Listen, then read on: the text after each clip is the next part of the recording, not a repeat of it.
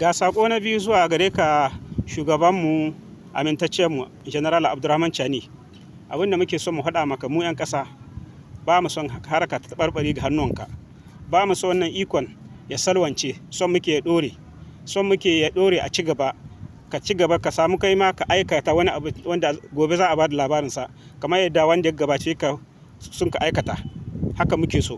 Don haka gakkai suke iko ya salwance a hannunka. Ka yi tsaye, iko da kuɗi ake yin shi.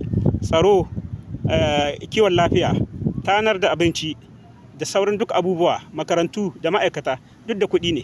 To waɗanda ke ce ma ka yi tsayin gwamin jaki, gada ka saurari kowa, ka koma nan ka hito daga can, maƙiya ne, maƙiyanka ne, ba su yi maka fatan alheri, son hika ikon nan salwance ga hannunka su ɗauke shi wanda suke so.